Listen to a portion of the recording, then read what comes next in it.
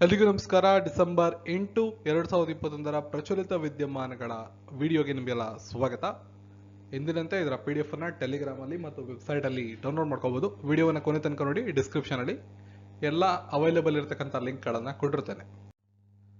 So ಎಂದಿನಂತೆ 30 ಪ್ರಶ್ನೆಗಳಿರ್ತವೆ ಎಲ್ಲದರಿಂದ. Telegram handles ಈ ರೀತಿ ಇದೆ, ನೀವು ಫಾಲೋ ಅಪ್ ಮಾಡಬಹುದು. ಟೆಲಿಗ್ರಾಮ್ ಅಲ್ಲಿ ಹೋಗಿ ಸರ್ಚ್ ಮಾಡಿ ಜಾಯ್ನ್ ಆಗಿ. ಸೊ ಇಂದು ನಾವೇನ್ ಡಿಸ್ಕಸ್ ಮಾಡ್ತೀವಿ, ಸ್ಪರ್ಧಾಕಟ್ಟೆಯ ಪ್ರಶ್ನೆಗಳು ಎಂದಿನಂತೆ ಇರ್ತವೆ. ಭಾರತದ ಮೊಟ್ಟ ಮೊದಲ ಮಹಿಳಾ ಮನೋವೈದ್ಯೆ ನಿಧನರಾಗಿದ್ದಾರೆ, ಅವ್ರ ಬಗ್ಗೆ ಮಾಹಿತಿ. RBI ಅವರು ಗುಜರಾತ್ ಭಾರತದ ಅತಿ ದೊಡ್ಡ ಉತ್ಪಾದನಾ ಕೇಂದ್ರ ಅಂತ ಘೋಷಣೆ ಮಾಡಿದ್ದಾರೆ. ಸೊ ಒಂದು ವರದಿ ಬಿಡುಗಡೆ ಮಾಡಿದ್ದಾರೆ, ಅದ್ರ ಬಗ್ಗೆ ನೋಡೋಣ. ಸಿಪ್ರಿಯನ್ ಫೋಯಸ್ ಪ್ರಶಸ್ತಿಯನ್ನ ನೀಡಲಾಗಿದೆ, ಯಾರು ಕೊಟ್ಟಿದ್ದಾರೆ ಅಂತ ನೋಡೋಣ. ಕಿನಾರಾ ಕ್ಯಾಪಿಟಲ್ನ ಅಧಿಕೃತ ಬ್ರ್ಯಾಂಡ್ ಅಂಬಾಸಿಡರ್ ಆಗಿ ಕ್ರಿಕೆಟಿಗರೊಬ್ಬರು ಆಯ್ಕೆಯಾಗಿದ್ದಾರೆ, ಅದ್ರ ಬಗ್ಗೆ ಮಾಹಿತಿ. GRSC ಭಾರತೀಯ ನೌಕಾಪಡೆಗೆ ಮೊದಲ ದೊಡ್ಡ ಸಮೀಕ್ಷಾ ನೌಕೆಯನ್ನ ಹುಟ್ಟಿದೆ, ಅದ್ರ ಬಗ್ಗೆ ಮಾಹಿತಿ. ಸೊ ಸಮೀಕ್ಷಾ ನೌಕೆಯಾದ ಸಂದಾಯಕ್ ಅಂತ ಹೇಳಿ ಅದ್ರ ಬಗ್ಗೆ ಮಾಹಿತಿ. ಇನ್ನು 2 ಆರ್ಟಿಕಲ್ಸ್ ಇದೆ. ಅಣೆಕಟ್ಟು ಸುರಕ್ಷತಾ ಮಸೂದೆ ಬಗ್ಗೆ ಒಂದು, ಹವಾಮಾನ ಬದಲಾವಣೆಯ ನಿರ್ವಹಣೆ ಸೂಚ್ಯಂಕದ ಬಗ್ಗೆ ಒಂದು. ಇನ್ನು ಪ್ರಮುಖವಾದ MCQs ಇದೆ, ತುಂಬಾ ಇಂಪಾರ್ಟೆಂಟ್ ಆಗಿರೋ MCQs, ಮಿಸ್ ಮಾಡದೆ ನೋಡಿ ಇದನ್ನ. ಇನ್ನು ಇಂದಿನ ಪ್ರಶ್ನೆ, ಮೊದಲನೇದಾಗಿ ಸ್ಪರ್ಧಾಕಟ್ಟೆಯ ಪ್ರಶ್ನೆಗಳು. ಯಾವ ಸಂಸ್ಥೆಯಿಂದ COVID-19 ಲಸಿಕೆಗಳನ್ನು ಖರೀದಿಸಲು ಭಾರತ $2 ಬಿಲಿಯನ್ ಸಾಲಕ್ಕೆ ಅರ್ಜಿ ಸಲ್ಲಿಸಿದೆ? ಸರಿಯಾದ ಉತ್ತರ EDB AIIB. ಯಾವ ಕೇಂದ್ರ ಸಚಿವಾಲಯದಿಂದ AI ಪೇ ಚರ್ಚಾ AI ಡೈಲಾಗ್ ಅಂತ ಕರೀತಾರೆ. AI ಅಂದ್ರೆ ಆರ್ಟಿಫಿಷಿಯಲ್ ಇಂಟೆಲಿಜೆನ್ಸಿ ಅಂತ, ಕೃತಕ ಬುದ್ಧಿಮತ್ತೆ. ಸೊ ಇದನ್ನ ಯಾವ ಸಚಿವಾಲಯ ನಡೆಸ್ತು ಅಂತ ಪ್ರಶ್ನೆ. ಎಲೆಕ್ಟ್ರಾನಿಕ್ಸ್ ಮತ್ತು IT ಸಚಿವಾಲಯ. ರೋಮ್ ಡಿಕ್ಲರೇಷನ್ ಯಾವ ಸಂಸ್ಥೆಗೆ ಸಂಬಂಧಪಡುತ್ತದೆ ಅಂತ ಮುಂದಿನ ಪ್ರಶ್ನೆ. ಸರಿಯಾದ ಉತ್ತರ G20 ರಾಷ್ಟ್ರಗಳಿಗೆ ಸಂಬಂಧಪಡುತ್ತದೆ. X ಲಿಂಗ ಪದನಾಮದೊಂದಿಗೆ ಯಾವ ದೇಶವು ತನ್ನ ಮೊದಲ ಪಾಸ್ಪೋರ್ಟ್ ಅನ್ನ ನೀಡಿದೆ ಅಂತ 4ನೇ ಪ್ರಶ್ನೆ. ಅಮೆರಿಕ ಸರಿಯಾದಂತ ಉತ್ತರ. ಅತ್ಯುನ್ನತ ಸಾರ್ವಜನಿಕ ಸಾರಿಗೆ ವ್ಯವಸ್ಥೆಯನ್ನು ಹೊಂದಿರುವ ನಗರಕ್ಕಾಗಿ ನಗರ ವ್ಯವಹಾರಗಳ ಸಚಿವಾಲಯದ ಪ್ರಶಸ್ತಿಯನ್ನ ಯಾವ ನಗರ ಪಡೆದಿದೆ? ಸೂರತ್. ವಿಶ್ವಸಂಸ್ಥೆಯ ಸಾಮಾನ್ಯ ಸಭೆಯು 2021ನೇ ವರ್ಷವನ್ನ ಏನೆಂದು ಗೊತ್ತು ಮಾಡಿದೆ? ವೆರಿ ಇಂಪಾರ್ಟೆಂಟ್ ಕ್ವಶನ್ ಇದು. ಸೊ ಸರಿಯಾದ ಉತ್ತರ ಅಂತಾರಾಷ್ಟ್ರೀಯ ಹಣ್ಣು ಮತ್ತು ತರಕಾರಿಗಳ ವರ್ಷ. ಸೊ ನಿಮಗೆ ಪರೀಕ್ಷೆಯಲ್ಲಿ ಪ್ರಶ್ನೆ ಬರ್ಬೋದು, ವಿಶ್ವಸಂಸ್ಥೆಯ ಸಾಮಾನ್ಯ ಸಭೆ ಅಂತಾರಾಷ್ಟ್ರೀಯ ಹಣ್ಣು ಮತ್ತು ತರಕಾರಿ ವರ್ಷ ಎಂದು ಯಾವ ವರ್ಷವನ್ನ ಗುರುತಿಸಿದೆ ಅಂತ ಕೇಳ್ಬೋದು. ಅಥವಾ 2021ನೇ ವರ್ಷವನ್ನ ಇಲ್ಲಿ ಕೇಳಿರೋ ಹಾಗೆ ಪ್ರಶ್ನೆಯನ್ನ ನೇರವಾಗಿ ಕೇಳಬಹುದು. The State of Climate Ambition ಎಂಬುದು ಯಾವ ಸಂಸ್ಥೆಯಿಂದ ಬಿಡುಗಡೆಯಾದ ವರದಿಯಾಗಿದೆ? ಸರಿಯಾದ ಉತ್ತರ UNDP, United Nation Development Programme. Covid ಲಸಿಕೆ ಅಭಿಯಾನವನ್ನ ಯಶಸ್ವಿಗೊಳಿಸಲು ಯಾವ ದೇಶವು ಹರ್ ದಸ್ತಕ್ ಅನ್ನೋ ಕಾರ್ಯಕ್ರಮವನ್ನ ಪ್ರಾರಂಭ ಮಾಡಿದೆ? ಸರಿಯಾದ ಉತ್ತರ ಭಾರತ. ನ್ಯಾಷನಲ್ ಫಾರ್ಮುಲರಿ ಆಫ್ ಇಂಡಿಯಾ ಇದನ್ನ ಯಾವ ಸಂಸ್ಥೆಯಿಂದ ರಚನೆ ಮಾಡಲಾಗಿದೆ? ಸರಿಯಾದ ಉತ್ತರ ಇಂಡಿಯನ್ ಫಾರ್ಮೋಕೋಪಿಯಾ ಕಮಿಷನ್, ಆಪ್ಷನ್ ಸಿ. ಭಾರತದ ಮೊಟ್ಟ ಮೊದಲ ಮಹಿಳಾ ಮನೋವೈದ್ಯಾತಂತ ಶಾರದಾ ಮೆನನ್ ಅವರು ನಿಧನರಾಗಿದ್ದಾರೆ. ಅವರ ಚಿತ್ರವನ್ನ ನೀವಿಲ್ಲಿ ನೋಡಬಹುದು. ಸೊ ಇವರಿಗೆ ನಮ್ಮ ದೇಶದ ಅತ್ಯುನ್ನತ ಗೌರವವಾದಂತಹ 3 ಗೌರವಗಳಲ್ಲಿ ಭಾರತ ರತ್ನ, ಪದ್ಮವಿಭೂಷಣ, ಪದ್ಮಭೂಷಣದಲ್ಲಿ ಪದ್ಮಭೂಷಣ ಪ್ರಶಸ್ತಿ ಪುರಸ್ಕಾರ ಸಿಕ್ಕಿರುತ್ತೆ. ಶಾರದಾ ಮೆನನ್ ಅವರು ನಮ್ಮ ಭಾರತದ ಮೊಟ್ಟ ಮೊದಲ ಮಹಿಳಾ ಮನೋವೈದ್ಯೆ ಹಾಗೂ ಮಾನಸಿಕ ಆರೋಗ್ಯ ಸಂಸ್ಥೆಯಲ್ಲಿ ದೀರ್ಘಕಾಲ ಸೇವೆ ಸಲ್ಲಿಸಿದಂತಹ ಅತಿ ಪ್ರಮುಖ ಮಹಿಳೆ ಅಂತ ಹೇಳ್ಬೋದು. ಕರ್ನಾಟಕದ ಮಂಗಳೂರಿನ ಮಲಯಾಳಿ ಕುಟುಂಬದಲ್ಲಿ ಇವರು ಜನಿಸ್ತಾರೆ. ಸೊ ಇವರ ಸಾಧನೆಗೆ, ಸಾಮಾಜಿಕ ಕಾರ್ಯಗಳಿಗೆ 1992ನೇ ಇಸ್ವಿಯಲ್ಲಿ ಭಾರತ ಸರ್ಕಾರ ಅವರಿಗೆ ಪದ್ಮಭೂಷಣ ಪ್ರಶಸ್ತಿಯನ್ನು ನೀಡಿ ಗೌರವಿಸಿರುತ್ತೆ. ಸೊ ಭಾರತದ ಮೊಟ್ಟ ಮೊದಲ ಮಹಿಳಾ ಮನೋವೈದ್ಯ ಆಗಿರೋದ್ರಿಂದ ಇವರನ್ನ ನೀವು ನೆನಪಿಟ್ಕೋಬೇಕು, ಶಾರದಾ ಮೆನನ್. ಸೊ RBI ಅಂಕಿಅಂಶಗಳ ಒಂದು ಪಟ್ಟಿಯನ್ನ ರಿಲೀಸ್ ಮಾಡಿದೆ, ಭಾರತೀಯ ರಿಸರ್ವ್ ಬ್ಯಾಂಕ್. ಅದರ ಪ್ರಕಾರ ಗುಜರಾತ್ ಮಹಾರಾಷ್ಟ್ರವನ್ನ ಬಿಟ್ಟು ದೇಶದ ಪ್ರಮುಖ ಉತ್ಪಾದನಾ ಕೇಂದ್ರವಾಗಿದೆ, ಅಂದ್ರೆ ಸರ್ಪಾಸ್ ಮಾಡಿದೆ ಮಹಾರಾಷ್ಟ್ರವನ್ನ. ಈ ಹಿಂದೆ ರಿಪೋರ್ಟ್ ಅನ್ನ ಬಿಡುಗಡೆ ಮಾಡಿದಾಗ ಮಹಾರಾಷ್ಟ್ರ ಅಗ್ರಸ್ಥಾನಿಯಾಗಿತ್ತು. ಸೊ ಈ ವರ್ಷ ರಿಲೀಸ್ ಮಾಡಿದಾಗ ಗುಜರಾತ್ ಮಹಾರಾಷ್ಟ್ರವನ್ನ ಹಿಂದಿಕ್ಕಿದೆ. ಗುಜರಾತ್ ತನ್ನ ಒಟ್ಟು ಮೌಲ್ಯವರ್ಧನೆ GVA ಅಂತ ಕರಿತೀವಿ ಉತ್ಪಾದನೆಯಲ್ಲಿ ಫೈನಾನ್ಷಿಯಲ್ ಇಯರ್ 12ರಿಂದ ಫೈನಾನ್ಷಿಯಲ್ ಇಯರ್ 20 ತನಕ ಶೇಕಡ 15.9ರಷ್ಟು ಬೆಳವಣಿಗೆಯನ್ನು ಕಂಡು 5.11 ಲಕ್ಷ ಕೋಟಿ ರೂಪಾಯಿಗಳ ದತ್ತಾಂಶವನ್ನ ಪ್ರದರ್ಶನ ಮಾಡಿದೆ. ಜಿವಿಎ ಒಂದು ಆರ್ಥಿಕ ಮೆಟ್ರಿಕ್ ಆಗಿದ್ದು ಅದು ಆರ್ಥಿಕತೆಯಲ್ಲಿ ಸರಕು ಮತ್ತು ಸೇವೆಗಳ ಪೂರೈಕೆಯನ್ನು ಅಳೆಯುತ್ತೆ. ಸೊ ಇದರ ಅಂದಾಜಿನ ಮೇಲೆ ರಿಸರ್ವ್ ಬ್ಯಾಂಕ್ ಆಫ್ ಇಂಡಿಯಾ ದೇಶದ ಅತಿ ದೊಡ್ಡ ಉತ್ಪಾದನಾ ಕೇಂದ್ರ ಅಂತ ಗುಜರಾತ್ ರಾಜ್ಯವನ್ನು ಆಯ್ಕೆ ಮಾಡಿದೆ. ಗುಜರಾತ್ನ ಮುಖ್ಯಮಂತ್ರಿಗಳು ಭೂಪೇಂದ್ರ ಭಾಯ್ ಪಟೇಲ್, ಗಾಂಧಿನಗರ ರಾಜಧಾನಿ, ಆಚಾರ್ಯ ದೇವ್ರತ್ ರಾಜ್ಯಪಾಲರು. ಗಣಿತಶಾಸ್ತ್ರಜ್ಞ ನಿಖಿಲ್ ಶ್ರೀವಾತ್ಸವ್ ಅವರಿಗೆ ಸಿಂಪ್ರಿಯನ್ ಫೋಯಸ್ ಪ್ರಶಸ್ತಿ ಸಿಕ್ಕಿರುತ್ತೆ. ಕ್ಯಾಲಿಫೋರ್ನಿಯಾ ವಿಶ್ವವಿದ್ಯಾಲಯದಲ್ಲಿ ಬೋಧಿಸುತ್ತಿರುವ ಭಾರತೀಯ ಅಮೆರಿಕನ್ ಗಣಿತಶಾಸ್ತ್ರಜ್ಞ ನಿಖಿಲ್ ಶ್ರೀವಾತ್ಸವ್ ಅವರಿಗೆ ಆಡಮ್ ಮಾರ್ಕಸ್ ಮತ್ತು ಡೇನಿಯಲ್ ಸ್ಪಿಲ್ಮನ್ ಅವರೊಂದಿಗೆ ಅಮೆರಿಕನ್ ಮ್ಯಾಥಮೆಟಿಕಲ್ ಸೊಸೈಟಿ AMS ಅಂತ ಕರಿತೀವಿ ಇವರಿಂದ ಆಪರೇಟರ್ ಥಿಯರಿಯಲ್ಲಿ ಮೊದಲ ಸಿಪ್ರಿಯನ್ ಫೋಯಸ್ ಪ್ರಶಸ್ತಿಯನ್ನ ನೀಡಲಾಗಿದೆ. ಸೊ ಇಲ್ಲಿ ಅವರ ಭಾವಚಿತ್ರವನ್ನು ನೀವು ನೋಡಬಹುದು. ಬೆಂಗಳೂರು ಮೂಲದ ನವೀನ ಹಾಗೂ ವೇಗವಾಗಿ ಬೆಳೆಯುತ್ತಿರುವ ಫಿನ್ಟೆಕ್ ಆದಂತ ಕಿನರಾ ಕ್ಯಾಪಿಟಲ್ ಕಂಪನಿ ತನ್ನ 10ನೇ ವಾರ್ಷಿಕೋತ್ಸವದ ಸಂದರ್ಭದಲ್ಲಿ ತನ್ನ ಅಧಿಕೃತ ಬ್ರ್ಯಾಂಡ್ ಅಂಬಾಸಿಡರ್ ಆಗಿ ಭಾರತೀಯ ಕ್ರಿಕೆಟಿಗರಾದಂಥ ರವೀಂದ್ರ ಜಡೇಜಾ ಅವರನ್ನ ಸಹಿ ಹಾಕಿದೆ. ಸೊ ರವೀಂದ್ರ ಜಡೇಜಾ ಇನ್ನು ಮುಂದೆ ಕಿನರಾ ಕ್ಯಾಪಿಟಲ್ ಕಂಪನಿಯ ಅಧಿಕೃತ ಬ್ರ್ಯಾಂಡ್ ಅಂಬಾಸಿಡರ್ ಆಗಿರ್ತಾರೆ. ಈ ಕಿನರಾ ಕ್ಯಾಪಿಟಲ್ ಅನ್ನೋದು ಭಾರತದ MSMEಗಳಿಗೆ ಸಾಲ ಸೇವೆಯನ್ನು ಒದಗಿಸುತ್ತೆ. ಇಲ್ಲಿವರೆಗೆ ಕಿನರಾ ಕ್ಯಾಪಿಟಲ್ ಸರಿಸುಮಾರು 70,000 ಮೇಲಾಧಾರ ರಹಿತ ಸಾಲಗಳನ್ನು ವಿತರಣೆ ಮಾಡಿದೆ. GRSE ಭಾರತೀಯ ನೌಕಾಪಡೆಗೆ ಮೊದಲ ದೊಡ್ಡ ಸಮೀಕ್ಷಾ ನೌಕೆಯಾದ ಸಂದಯಾಂಕ್ ಬಂದಿರ್ತದೆ, ಪ್ರಾರಂಭವಾಗಿರ್ತದೆ. ಸೊ GRSE ಅಂದ್ರೆ garden reach ship builders and engineers ಅಂತ. ಭಾರತೀಯ ಹಡಗು ನಿರ್ಮಾಣಗಾರ ಗಾರ್ಡನ್ ರೀಚ್ ಶಿಪ್ ಬಿಲ್ಡರ್ಸ್ ಮತ್ತು ಇಂಜಿನಿಯರ್ಸ್ ಭಾರತೀಯ ನೌಕಾಪಡೆಗೆ ಮೊದಲ ದೊಡ್ಡ ಸಮೀಕ್ಷಾ ನೌಕೆಯನ್ನ ನೀಡಿರ್ತಾರೆ, ದೊಡ್ಡ ಮೈಲುಗಲ್ಲನ್ನ ಸಾಧಿಸಿರ್ತಾರೆ. ಇದಕ್ಕೆ ಸಂದಾಯಕ್ ಅಂತ ಹೆಸರಿಡಲಾಗಿದೆ. ಈ ನೌಕೆಯು ಸರ್ವೆ ವೆಸಲ್ ಲಾರ್ಜ್ ಯೋಜನೆಯಡಿ ನಿರ್ಮಿಸಲಾಗುತ್ತಿರುವ 4 ಹಡಗುಗಳಲ್ಲಿ ಮೊದಲನೆಯದಾಗಿದೆ. ಇದನ್ನ GRSE ನಿರ್ಮಾಣ ಮಾಡ್ತಿದೆ. ಉಡಾವಣಾ ಸಮಾರಂಭದಲ್ಲಿ ಉಪಸ್ಥಿತರಿದ್ದ ಭಾರತದ ರಾಜ್ಯ ರಕ್ಷಣಾ ಸಚಿವರಾದಂಥ ಅಜಯ್ ಭಟ್ ನೌಕೆಯ ಉಡಾವಣೆ 2030ರ ವೇಳೆಗೆ ದೇಶದ ನವಭಾರತದ ದೃಷ್ಟಿಗೆ ಹೊಸ ಮೈಲುಗಲ್ಲು ಎಂದು ಹೇಳಿದರು.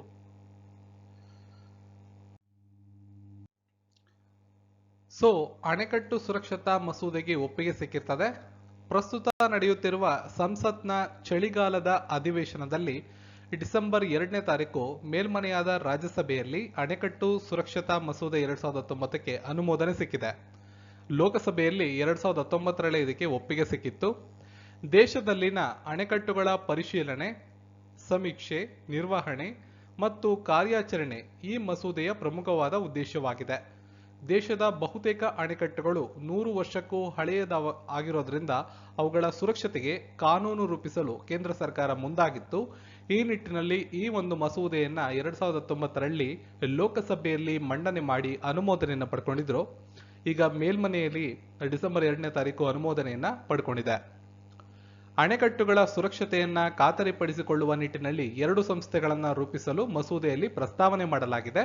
ಆ 2 ಸಂಸ್ಥೆಗಳು ಯಾವುದಪ್ಪ ಅಂದ್ರೆ ರಾಷ್ಟ್ರೀಯ ಅಣೆಕಟ್ಟು ಸುರಕ್ಷತಾ ಸಮಿತಿ ಒಂದು, ರಾಷ್ಟ್ರೀಯ ಅಣೆಕಟ್ಟು ಸುರಕ್ಷತಾ ಪ್ರಾಧಿಕಾರ ಮತ್ತೊಂದು. ರಾಷ್ಟ್ರೀಯ ಅಣೆಕಟ್ಟು ಸುರಕ್ಷತಾ ಸಮಿತಿಯು ದೇಶದ ವಿವಿಧ ಭಾಗಗಳಲ್ಲಿರುವ ಅಣೆಕಟ್ಟುಗಳ ಸುರಕ್ಷತೆಗೆ ಸಂಬಂಧಿಸಿದ ನೀತಿಗಳನ್ನು ರೂಪಿಸುತ್ತೆ ಹಾಗೂ ನಿಯಂತ್ರಣ ಕ್ರಮಗಳನ್ನು ಶಿಫಾರಸು ಮಾಡುತ್ತೆ. ಸುರಕ್ಷತಾ ಸಮಿತಿ ರೂಪಿಸಿದ ನೀತಿಗಳನ್ನ ರಾಷ್ಟ್ರೀಯ ಅಣೆಕಟ್ಟು ಸುರಕ್ಷತಾ ಪ್ರಾಧಿಕಾರ ಅನುಷ್ಠಾನಗೊಳಿಸುತ್ತೆ. ರಾಜ್ಯಗಳ ರಾಜ್ಯ ಅಣೆಕಟ್ಟು ಸುರಕ್ಷತಾ ಸಂಸ್ಥೆಗಳಿಗೆ ತಾಂತ್ರಿಕ ನೆರವನ್ನು ಅದು ಒದಗಿಸುತ್ತೆ. ಸಂವಿಧಾನದ ರಾಜ್ಯ ಪಟ್ಟಿಯ 17ನೇ ಕಾಲಂನ ಪ್ರಕಾರ ರಾಜ್ಯಗಳಿಗೆ ನೀರಾವರಿ, ನೀರು ಸರಬರಾಜು, ಕಾಲುವೆ ನಿರ್ಮಾಣ, ಒಡ್ಡುಗಳ ನಿರ್ಮಾಣ, ಚರಂಡಿ, ಜಲವಿದ್ಯುತ್ ಉತ್ಪಾದನೆ ಮತ್ತು ನೀರು ಸಂಗ್ರಹ ಕುರಿತು ಕಾನೂನುಗಳನ್ನು ಮಾಡುವ ಅಧಿಕಾರ ಇದೆ. ಸಾಂವಿಧಾನಿಕ ಸಿಂಧುತ್ವದ ಬಗ್ಗೆ ನೋಡೋದಾದ್ರೆ ಕೇಂದ್ರ ಪಟ್ಟಿಯ 56ನೇ ಕಾಲಂ ಅನ್ವಯ ನದಿ ಕಣಿವೆಗಳು ಮತ್ತು ಅಂತಾರಾಜ್ಯ ನದಿಗಳ ನಿಯಂತ್ರಣಕ್ಕೆ ಕಾನೂನು ರೂಪಿಸಲು ಸಂಸತ್ಗೆ ಅವಕಾಶ ಇದೆ.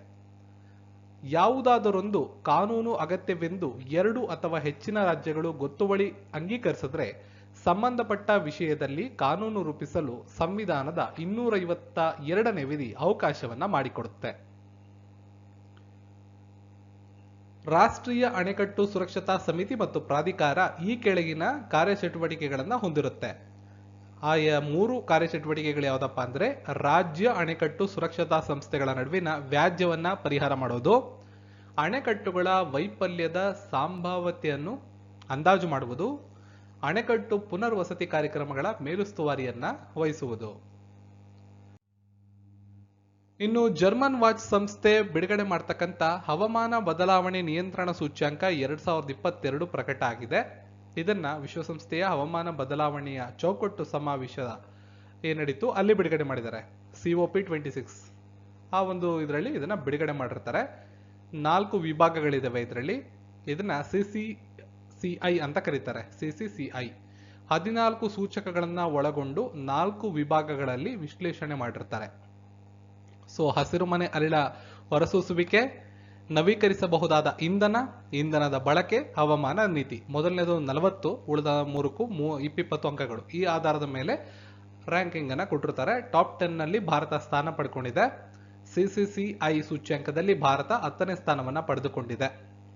ಡೆನ್ಮಾರ್ಕ್ ಅಗ್ರಸ್ಥಾನದಲ್ಲಿದೆ. 76.92 ಅಂಕಗಳ ಜೊತೆ ಡೆನ್ಮಾರ್ಕ್ ಅಗ್ರಸ್ಥಾನಿ ಆದ್ರೆ ಸ್ವೀಡನ್ 2 ಹಾಗೂ ನಾರ್ವೆ 3ನೇ ಸ್ಥಾನವನ್ನ ಪಡ್ಕೊಂಡಿವೆ. ಬ್ರಿಟನ್ 7ನೇ ಸ್ಥಾನದಲ್ಲಿದೆ. ಜಾಗತಿಕ ತಾಪಮಾನವನ್ನ ಕಡಿಮೆ ಮಾಡುವುದಕ್ಕೆ ಸಂಬಂಧಿಸಿದ ಪ್ಯಾರಿಸ್ ಒಡಂಬಡಿಕೆಯ ಅನುಷ್ಠಾನದ ಮಾಹಿತಿ ಒದಗಿಸುವಲ್ಲಿ ಸ್ವತಂತ್ರ ನಿಗಾ ಸಾಧನವಾದ CCCI ಮಹತ್ವದ ಪಾತ್ರ ನಿರ್ವಹಿಸುತ್ತೆ. 2005ರಿಂದಲೂ ರಾಷ್ಟ್ರಗಳ ಹವಾಮಾನ ಸುರಕ್ಷತೆ ನಿರ್ವಹಣೆಯ ವಿಶ್ಲೇಷಣೆಯನ್ನ ಇದು ಒದಗಿಸ್ತಾ ಬರ್ತಾ ಇದೆ. ಸೂಚ್ಯಂಕ 60 ದೇಶಗಳು ಹಾಗೂ ಐರೋಪ್ಯ ಒಕ್ಕೂಟದ ಮೌಲ್ಯಮಾಪನವನ್ನ ಮಾಡುತ್ತೆ. ಅವುಗಳು ಒಟ್ಟಾಗಿ ಜಾಗತಿಕ ಅನಿಲ ಹೊರಸೂಸುವಿಕೆಯ ಅಂದಾಜು 90% ಗ್ರೀನ್ ಹೌಸ್ ಗ್ಯಾಸ್ಗಳನ್ನ ಹೊರಸೂಸುತ್ತವೆ. ಸೊ 60 ದೇಶಗಳು ಹಾಗೂ ಐರೋಪ್ ಒಕ್ಕೂಟ ಇಷ್ಟರಿಂದಾನೇ 90%, ವಿಶ್ವದ 90% ಗ್ರೀನ್ ಹೌಸ್ ಗ್ಯಾಸಸ್ ಹೊರಬರುತ್ತೆ. ಹಾಗಾಗಿ ಇದ್ರ ಮೇಲೆ ಫೋಕಸ್ ಮಾಡಿದ್ದಾರೆ ಅಷ್ಟೇ.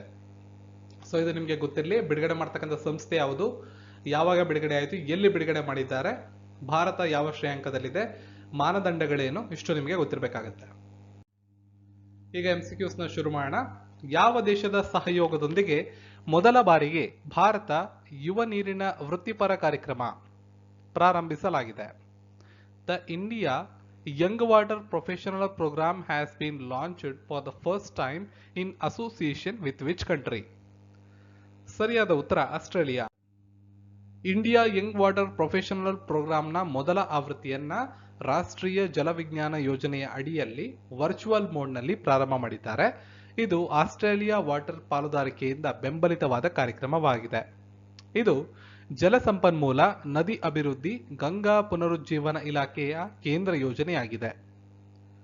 ರಾಷ್ಟ್ರೀಯ ಜಲವಿಜ್ಞಾನ ಯೋಜನೆ ಕೇಂದ್ರ ಮತ್ತು ರಾಜ್ಯ ಅನುಷ್ಠಾನ ಸಂಸ್ಥೆಗಳಿಂದ ಈ ಕಾರ್ಯಕ್ರಮದ ಮೊದಲ ಆವೃತ್ತಿಗೆ ತಲಾ 10 ಜನರಂತೆ ಪುರುಷರು ಮತ್ತು ಮಹಿಳೆಯರಿಂದ 20 ಜನರನ್ನ ಆಯ್ಕೆ ಮಾಡಿದ್ದಾರೆ.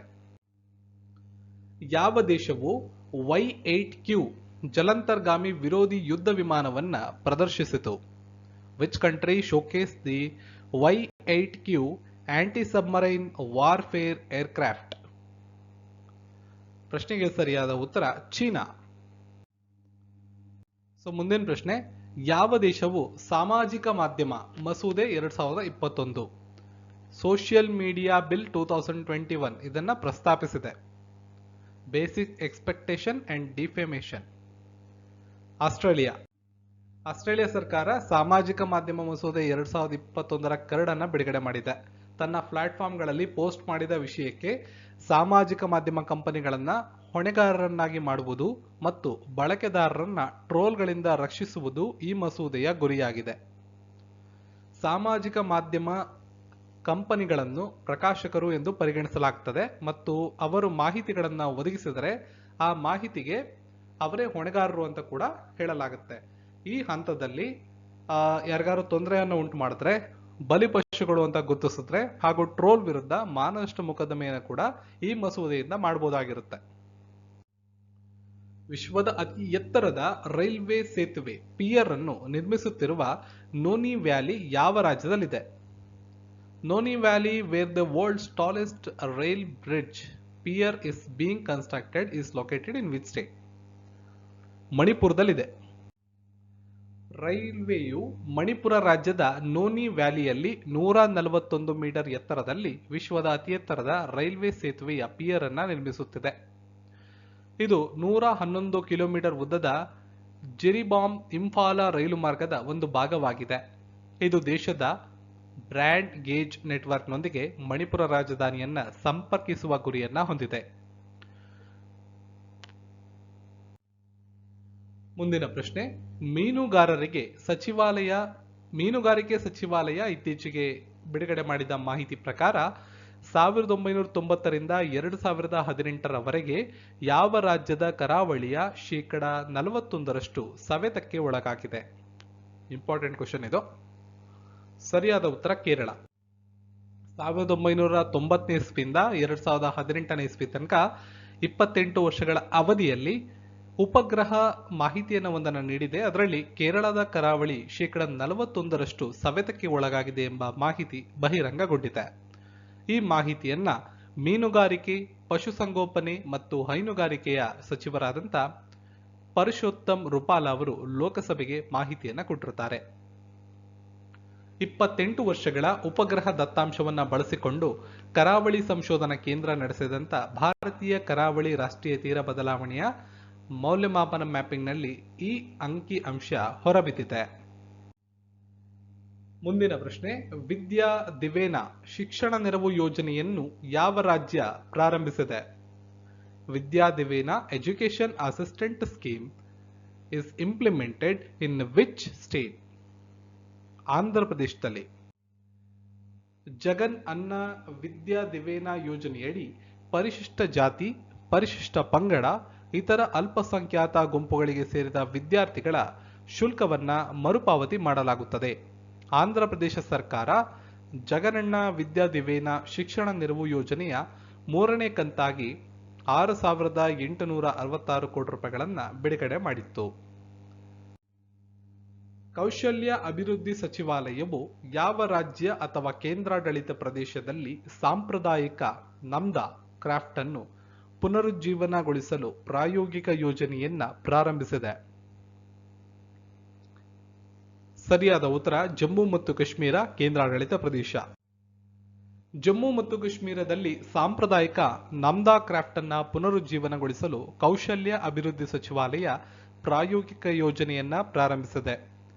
ಈ ಯೋಜನೆಯನ್ನ ಪ್ರಧಾನಮಂತ್ರಿ ಕೌಶಲ್ಯ ವಿಕಾಸ್ ಯೋಜನೆ 3.0 ಅಡಿಯಲ್ಲಿ ಪ್ರಾರಂಭಿಸಲಾಗಿದೆ.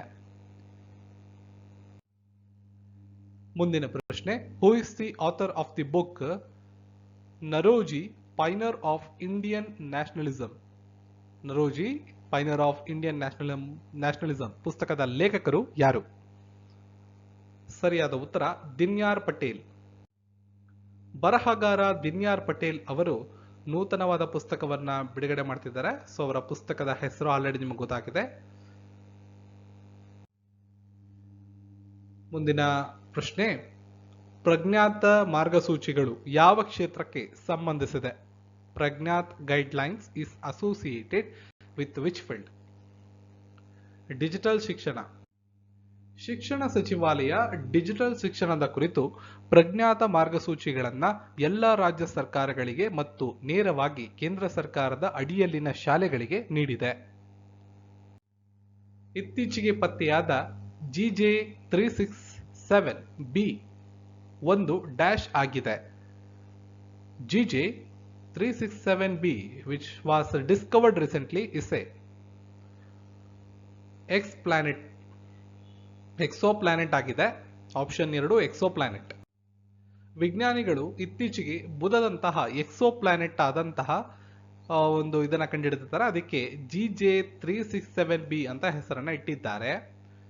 ಅಲ್ಲಿ ವರ್ಷ ಕೇವಲ 8 ಗಂಟೆಗಳಷ್ಟೇ ಉದ್ದವಾಗಿರ್ತದೆ ಅಂತ ಪ್ರಾಥಮಿಕವಾಗಿ ವಿಜ್ಞಾನಿಗಳು ಅಭಿಪ್ರಾಯವನ್ನ ಪಟ್ಟಿದ್ದಾರೆ. ಇದು ಬುಧದಂತಹ ಕಲ್ಲಿನ ಗ್ರಹವಾಗಿದೆ ಮತ್ತು ಭೂಮಿಯ ಅರ್ಧದಷ್ಟು ದ್ರವ್ಯರಾಶಿಯನ್ನ ಹೊಂದಿದೆ ಎಂದು ನಂಬಲಾಗಿದೆ. ಸೊ ಈ ಗ್ರಹ 24 ಗಂಟೆಗಳಿಗಿಂತ ಕಡಿಮೆ ಅವಧಿಯಲ್ಲಿ ತನ್ನ ನಕ್ಷತ್ರವನ್ನ ಸುತ್ತುವ ಹೊರ ಗ್ರಹಗಳ USP ಗುಂಪಿಗೆ ಸೇರಿದೆ ಅಂತ ಹೇಳ್ಬೋದು. ಅಲ್ಟ್ರಾ ಶಾರ್ಟ್ ಪೀರಿಯಡ್ ಅಂತ ಕರೀತಾರೆ ಅದನ್ನ.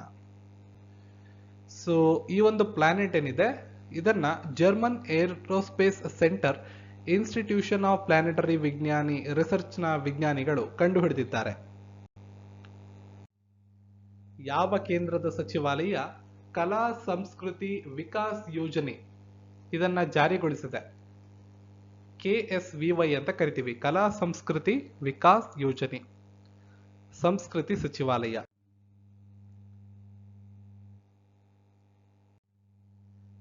ಮುಂದಿನ ಪ್ರಶ್ನೆ, ಸಮುದ್ರ ಮತ್ತು ಕಡಲ ತೀರಗಳನ್ನು ಪ್ಲಾಸ್ಟಿಕ್ ಮುಕ್ತವಾಗಿಸಲು ಯಾವ ಸಂಸ್ಥೆ ಪುನೀತ್ ಸಾಗರ ಅಭಿಯಾನವನ್ನ ನಡೆಸುತ್ತಿದೆ? ಪ್ರಶ್ನೆಗೆ ಸರಿಯಾದ ಉತ್ತರ ರಾಷ್ಟ್ರೀಯ ಕೆಡೆಟ್ ಕಾರ್ಪ್ಸ್ NCC. ಭಾರತೀಯ ಸಶಸ್ತ್ರ ಪಡೆಗಳ ಯುವ ವಿಭಾಗವಾಗಿರುವ ನ್ಯಾಷನಲ್ ಕೆಡೆಟ್ ಕಾರ್ಪ್ಸ್ NCC ಅವರು ಬೀಚ್ ಮತ್ತು ಸಮುದ್ರ ತೀರಗಳನ್ನು ಪ್ಲಾಸ್ಟಿಕ್ ಮತ್ತು ಇತರ ತ್ಯಾಜ್ಯ ವಸ್ತುಗಳಿಂದ ಮುಕ್ತವಾಗಿಡಲು 1 ಡಿಸೆಂಬರ್ 2021ರಿಂದ ರಾಷ್ಟ್ರವ್ಯಾಪ್ತಿ ಅಭಿಯಾನವನ್ನ ಕೈಗೊಂಡಿದ್ದಾರೆ. ಪುನೀತ್ ಸಾಗರ ಅಭಿಯಾನ, ಈ ಒಂದು ಅಭಿಯಾನದ ಉದ್ದೇಶ ಬೀಚ್ಗಳನ್ನ ಸ್ವಚ್ಛವಾಗಿಡುವುದು ಮತ್ತು ಇದರ ಬಗ್ಗೆ ಸಾರ್ವಜನಿಕರಿಗೆ ಮಾಹಿತಿಯನ್ನ ನೀಡತಕ್ಕಂಥದ್ದು. ಮುಂದಿನ ಪ್ರಶ್ನೆ ನೋಡಿ, ಪಕ್ಷಾಂತರ ವಿರೋಧಿ ಕಾನೂನಿನ ಬಗ್ಗೆ ಕೆಳಗಿನ ಹೇಳಿಕೆಗಳನ್ನ ಪರಿಗಣಿಸಿ. ಶಾಸಕರ ಮೂಲಕ ರಾಜಕೀಯ ಪಕ್ಷಗಳನ್ನ ಬದಲಾಯಿಸುವ ಕಾನೂನಿನ ಅಡಿಯಲ್ಲಿ ಕ್ರಮವನ್ನ ಆಹ್ವಾನಿಸುವ ಸಂದರ್ಭಗಳನ್ನು ಇದು ನಿರ್ದಿಷ್ಟಪಡಿಸುತ್ತದೆ. ಇದು 52ನೇ ತಿದ್ದುಪಡಿ ಕಾಯ್ದೆಯ ಮೂಲಕ ಸಂವಿಧಾನಕ್ಕೆ ಸೇರಿಸಲಾಗಿದೆ. ಸ್ವತಂತ್ರ MLA ಕೂಡ ಚುನಾವಣೆಯ ನಂತರ ಪಕ್ಷಕ್ಕೆ ಸೇರುವ ಸಂದರ್ಭಗಳನ್ನು ಇದು ಒಳಗೊಂಡಿದೆ.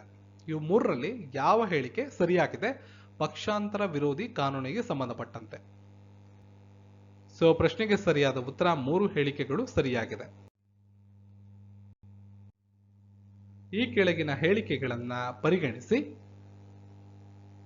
ಪಕ್ಷಾಂತರ ವಿರೋಧಿ ಕಾನೂನಿನ ಅಡಿಯಲ್ಲಿ ಸಂಸದ ಅಥವಾ ಶಾಸಕರ ಅನರ್ಹತೆಯನ್ನ ನಿರ್ಧರಿಸುವ ಅಧಿಕಾರ ರಾಜ್ಯದ ರಾಜ್ಯಪಾಲರಿಗೆ ಇರುತ್ತದೆ. ಪಕ್ಷದ 3/2 ಶಾಸಕರು ವಿಲೀನದ ಪರವಾಗಿದ್ದರೆ ಪಕ್ಷಕ್ಕೆ ವಿಲೀನವಾಗಲು ಅಥವಾ ಇನ್ನೊಂದು ಪಕ್ಷಕ್ಕೆ ವಿಲೀನವಾಗಲು ಪಕ್ಷಾಂತರ ವಿರೋಧಿ ಕಾನೂನು ಅವಕಾಶವನ್ನ ಮಾಡಿಕೊಡುತ್ತದೆ. ಇವೆರಡು ಸ್ಟೇಟ್ಮೆಂಟ್ಗಳಲ್ಲಿ ಯಾವ್ದು ಸರಿ ಅಂತ ಪ್ರಶ್ನೆ. ಸರಿಯಾದ ಉತ್ತರ ಆಯ್ಕೆ 2 ಮಾತ್ರ. ಒಂದು ಪಕ್ಷದ 3/2 ಶಾಸಕರು ಏನಾದ್ರೂ ವಿಲೀನದ ಪರವಾಗಿದ್ರೆ ಅಥವಾ ಇನ್ನೊಂದು ಪಕ್ಷಕ್ಕೆ ವಿಲೀನ ಆಗುವಂತಹ ಸಂಭಾವನೀಯತೆಯನ್ನು ತೋರಿಸಿದ್ರೆ ಆವಾಗ ಈ ಒಂದು ಕಾಯ್ದೆಯಲ್ಲಿ ಅವಕಾಶ ಇದೆ. 3/2 ಇರಬೇಕು. ಆದ್ರೆ ಆ ಒಟ್ಟು ಸದಸ್ಯರೇನು ಎಷ್ಟಿರ್ತಾರೆ ಆ ಪಕ್ಷದಲ್ಲಿ ಅದರ 3/2. ಮೊದಲನೇ ಸ್ಟೇಟ್ಮೆಂಟ್ ಯಾಕೆ ತಪ್ಪಾಗುತ್ತೆ ಅಂದ್ರೆ, ಪಕ್ಷಾಂತರ ವಿರೋಧಿ ಕಾನೂನಿನಡಿಯಲ್ಲಿ ಸಂಸದ ಅಥವಾ ಶಾಸಕರ ಅನರ್ಹತೆಯನ್ನ ನಿರ್ಧರಿಸುವ ಅಧಿಕಾರ ಶಾಸಕಾಂಗದ ಅಧ್ಯಕ್ಷರಿಗಿರುತ್ತೆ, ಅಂದ್ರೆ ಸ್ಪೀಕರ್ ಅವ್ರಿಗೆ. ಮೊದಲನೇ ಸ್ಟೇಟ್ಮೆಂಟ್ ಆ ಕಾರಣಕ್ಕೆ ತಪ್ಪಾಗಿತ್ತು. ಉಳಿದಂತೆ 2 ಸ್ಟೇಟ್ಮೆಂಟ್ ಸರಿಯಾಗಿದೆ. ಇಂತಹ ನಿರ್ಧಾರವನ್ನ ಮಾಡಬೇಕಾದ ಸಮಯದ ಚೌಕಟ್ಟನ್ನ ಕಾನೂನಿನಲ್ಲಿ ನಿರ್ಧಾರ ಮಾಡಿಲ್ಲ. ಈಗ ಆತರ ಒಂದು ಅವಕಾಶ ಬಂದಾಗ ಸ್ಪೀಕರ್ ಅವರು ಇಷ್ಟೇ ಟೈಮಲ್ಲಿ ಮಾಡಬೇಕು ಅಂತ ಕಾನೂನಿನಲ್ಲಿ ಯಾವುದೇ ಕಟ್ಟುಪಾಡಿಲ್ಲ, ಚೌಕಟ್ಟಿಲ್ಲ ಅಂತ ಮಾಹಿತಿ. ಆದ್ರೆ ಕಳೆದ ವರ್ಷ ಪಕ್ಷಾಂತರ ವಿರೋಧಿ ಪ್ರಕರಣಗಳನ್ನ ಹ್ಯಾಂಡಲ್ ಮಾಡಬೇಕಾದಾಗ 3 ತಿಂಗಳ ಅವಧಿಯಲ್ಲಿ ತೀರ್ಮಾನ ಮಾಡಬೇಕು ಅಂತ ಸುಪ್ರೀಂ ಕೋರ್ಟ್ ಆದೇಶವನ್ನ ಕೊಟ್ಟಿತ್ತು.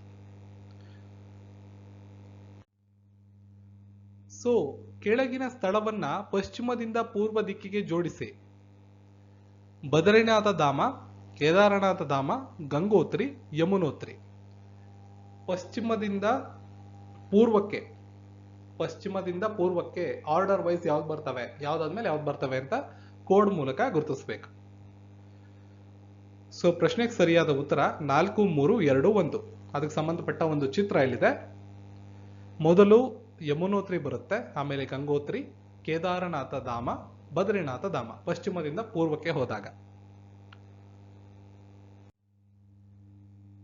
ಭಾರತೀಯ ಪುರಾತತ್ವ ಸಮೀಕ್ಷೆ ಕುರಿತಂಗೆ ಹೇಳಿಕೆಗಳಿವೆ. ಇದು ಸಂಸ್ಕೃತಿ ಸಚಿವಾಲಯಕ್ಕೆ ಲಗತ್ತಿಸಲಾದ ಭಾರತೀಯ ಸರ್ಕಾರಿ ಸಂಸ್ಥೆಯಾಗಿದೆ. ಇದನ್ನ 1861ರಲ್ಲಿ ವಿಲಿಯಂ ಜೋನ್ಸ್ ಸ್ಥಾಪಿಸಿದರು. ಅವರು ಇದರ ಮೊದಲ ಮಹಾನಿರ್ದೇಶಕರಾದರು. 2 ಸ್ಟೇಟ್ಮೆಂಟ್ ಇದೆ. ASI ಬಗ್ಗೆ, ಭಾರತೀಯ ಪುರಾತತ್ವ ಇಲಾಖೆ, ಇದಕ್ಕೆ ಸಂಬಂಧಪಟ್ಟಂಗೆ ಇಂಡಿಯನ್ ಆರ್ಕಿಯಾಲಜಿಕಲ್ ಸರ್ವೆ ಬಗ್ಗೆ 2 ಸ್ಟೇಟ್ಮೆಂಟ್ ಇದೆ. ಸರಿಯಾದ ಸ್ಟೇಟ್ಮೆಂಟ್ ಅನ್ನ ಗುರುತಿಸಿ. ಸರಿಯಾದ ಉತ್ತರ 1 ಮಾತ್ರ. ಇದು ಸಂಸ್ಕೃತಿ ಸಚಿವಾಲಯದ ಅಡಿಯಲ್ಲಿ ಕೆಲಸ ಮಾಡ್ತಕ್ಕಂಥ ಭಾರತೀಯ ಸರ್ಕಾರಿ ಸಂಸ್ಥೆ. ಇದನ್ನ 1861ರಲ್ಲಿ ಸ್ಥಾಪನೆ ಮಾಡಿದ್ರು. ಆದರೆ ಸ್ಥಾಪನೆ ಮಾಡಿದವರು ಅಲೆಕ್ಸಾಂಡರ್ ಕನ್ನಿಂಗ್ಹ್ಯಾಮ್ ಅಂತ. ಅವರೇ ಇದರ ಮೊಟ್ಟ ಮೊದಲ ಮಹಾನಿರ್ದೇಶಕರು. ಸೊ ಒಂದಿಷ್ಟು ರಿವಿಷನ್ಸ್ ಮಾಡೋಣ ಇವಾಗ. 2021ರ ವರ್ಷದ ಮಹಿಳೆಯಾಗಿ ಆಯ್ಕೆಯಾಗಿರುವ ದಿಗ್ಗಜೆಯಾದ ಅಥ್ಲೀಟ್ ಅಂಜು ಬಾಬಿ ಜಾರ್ಜ್ ಯಾವ ರಾಜ್ಯದವರು? ಸರಿಯಾದ ಉತ್ತರ ಕೇರಳ. 2021ನೇ ಸಾಲಿನ ಸಮಾನ ವಿಜ್ಞಾನ ವಿಭಾಗದಲ್ಲಿ ಇನ್ಫೋಸಿಸ್ ಪ್ರಶಸ್ತಿಯನ್ನ ಯಾರು ಪಡೆದುಕೊಂಡಿದ್ದಾರೆ? ಸರಿಯಾದ ಉತ್ತರ ಪ್ರತೀಕ್ಷಾ ಬಾಗ್ಸಿ. ರಾಷ್ಟ್ರೀಯ ವಕೀಲರ ದಿನವನ್ನ ಯಾರ ಜನ್ಮದಿನದ ಸ್ಮರಣಾರ್ಥವಾಗಿ ಆಚರಣೆ ಮಾಡುತ್ತೇವೆ? Lawyers day, national lawyers day ಅಥವಾ ಅಡ್ವೊಕೇಟ್ಸ್ ದಿನ ಅಂತ ಕೂಡ ಹೇಳ್ಬೋದು. ರಾಜೇಂದ್ರ ಪ್ರಸಾದ್ ಅವರು ಮೊಟ್ಟ ಮೊದಲ ಅಧ್ಯಕ್ಷರು. ಯಾವ ವಿಶ್ವವಿದ್ಯಾಲಯವು ಪ್ರತ್ಯೇಕ ವಿಕಲಾಂಗ ಮತ್ತು ಪುನರ್ವಸತಿ ಅಧ್ಯಯನ ವಿಭಾಗವನ್ನ ಸ್ಥಾಪಿಸಿದೆ?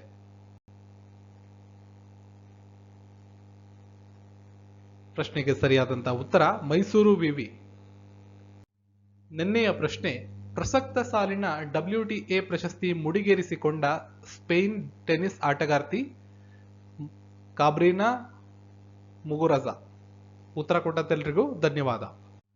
ಇವತ್ತಿನ ಪ್ರಶ್ನೆ, ಯಾವ ಮಾಜಿ ಭಾರತೀಯ ರಾಷ್ಟ್ರಪತಿಯವರ ಜನ್ಮದಿನವನ್ನ ಡಿಸೆಂಬರ್ 3ರಂದು ಆಚರಿಸಲಾಗುತ್ತದೆ?